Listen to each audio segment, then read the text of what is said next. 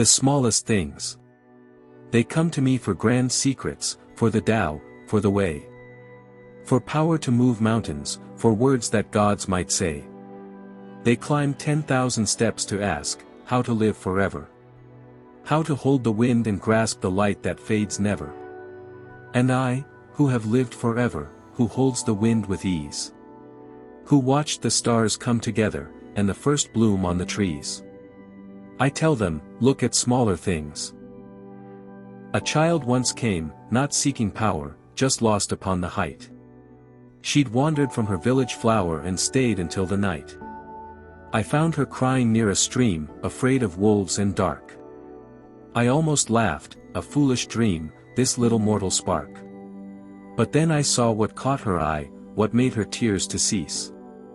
A firefly, against the sky, so small, and yet, such peace.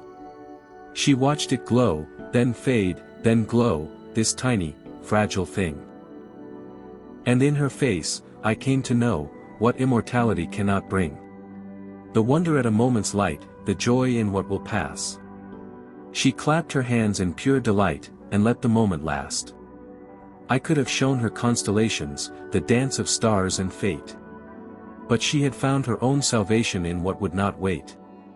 A farmer once, with weathered hands, sat resting on my stair. He did not ask for distant lands or power beyond compare. He simply sat and watched the clouds and chewed on stalks of grain. He spoke aloud, but not to crowds, to wind and sun and rain. Old immortal up above, I brought you eggs and rice. Not for power, not for love, not for your wise advice. I brought them, 'cause I passed this way and thought you might be lone. It must get lonely, day to day, upon your jade-white throne. I stared at him, this simple man, this mortal, coarse and plain. And in that moment, I began to feel again the pain. Of being seen, of being known, of being offered something small. Not for what I could bestow, but just because, that's all. A woman came with broken hands from weaving silk too long. She stood before me in the sands and sang a little song. Not for me, she sang for her, a tune her mother taught. A simple thing, a little blur of melody, soon forgot.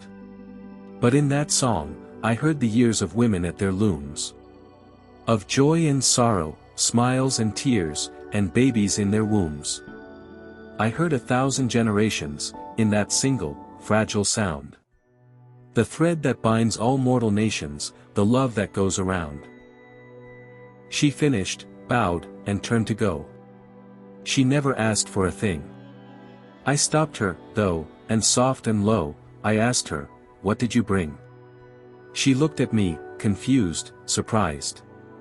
Nothing, Lord, she said. I only came. My mother advised that you might need, instead of offerings and prayers and pleas, a moment of simply, being. For even gods, among the trees, must need a bit of seeing. An old man came on dying feet, his body nearly done. He carried nothing, no deceit, just waited for the sun to rise and set one final time upon his mortal face. He asked me for no truth sublime, no power, no special grace.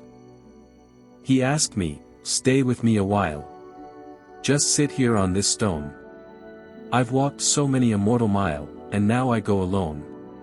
I sat, I stayed, I did not speak. We watched the sun go down. I saw him grow both small and weak, and then I saw his crown. Not made of gold or jade or light, but made of simple days.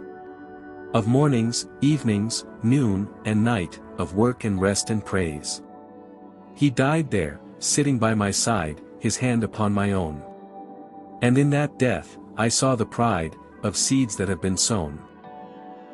He did not live forever, but he lived enough to know that living is not, never. It's the letting go. So come to me, you mortals, with your grand and desperate pleas. Come climb my mountain portals, come begging on your knees. But know the truth I've gathered, through 10,000 years of sight. The only thing that's mattered, is the smallest thing, the light. Of fireflies, of human eyes, of hands that offer rice, of songs beneath the skies, of staying when it's nice. To leave, to flee, to seek the peak, to find the grand and great. But the smallest things are what we seek, when we sit and wait for fate. I am immortal, deathless, and I've learned at last to see. The smallest things are breathless, and they are enough for me.